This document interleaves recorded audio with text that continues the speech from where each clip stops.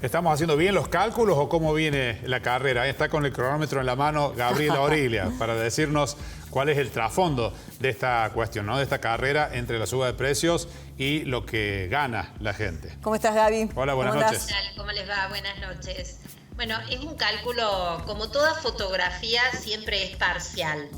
El RIPTE, que es la fórmula que toma para medir la oficina del presidente, ya fue cuestionada muchas veces, no durante el gobierno de Milei, sino esta fórmula nació hace 2 periodos de gobierno y siempre fue cuestionada porque toma de una manera muy parcial los salarios privados. Claro. Entonces eso te da un cálculo que siempre genera arbitrariedades. De todas maneras, también hay una intención en la foto que toma el gobierno, porque si tomaran la película queda muy mal. Estamos tomando el dato de abril, pensemos 2 meses atrás, sí, cuando la inflación tuvo la primera baja importante desde la asunción de Milei hasta ese momento. Después siguió bajando, pero se corta ahí. Tenemos ya el dato de mayo, pero no el RIPTE, entonces va descompasado. Pero si vos mostraras, si el gobierno mostrara diciembre hasta abril de salarios del RIPTE y diciembre-abril de la inflación, los salarios están 23 puntos debajo de la inflación. Claro.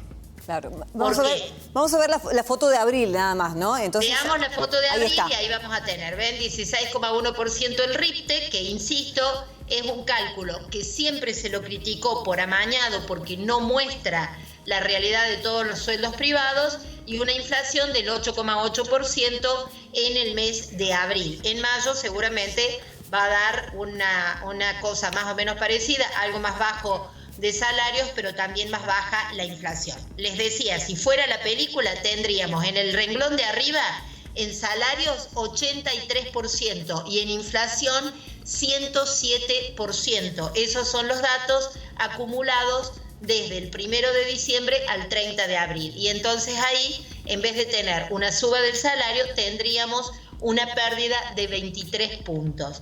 ¿Qué es lo que dicen los economistas? Que aun cuando la inflación baje, que se espera en mayo, que se va a conocer este jueves, probablemente menos del 5%, en junio va a volver a haber una suba de la inflación, pero después vamos a tener una inflación que va a estar entre 4 y 6% durante varios meses más.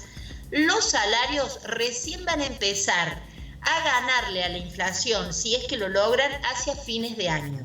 Claro. O sea, es muy difícil recuperar la terrible pérdida de enero y febrero.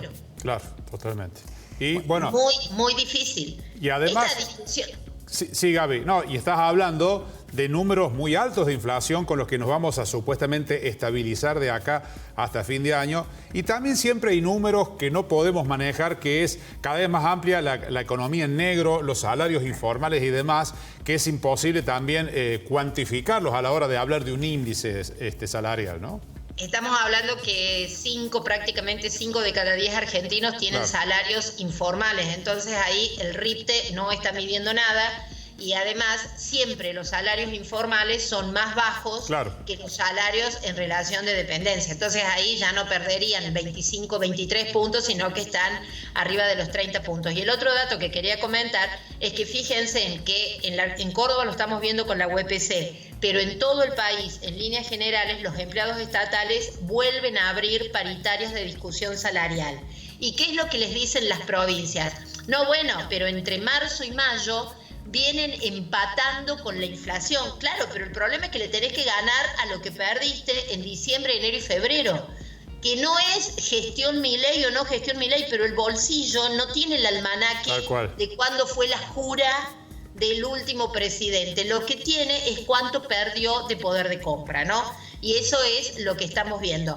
Pero en líneas generales, en el mejor de los casos, los economistas hoy, en la foto de hoy, calculan que podrían terminar mejorando los salarios 2 puntos a la inflación si la inflación sigue en baja y si la actividad económica se recupera.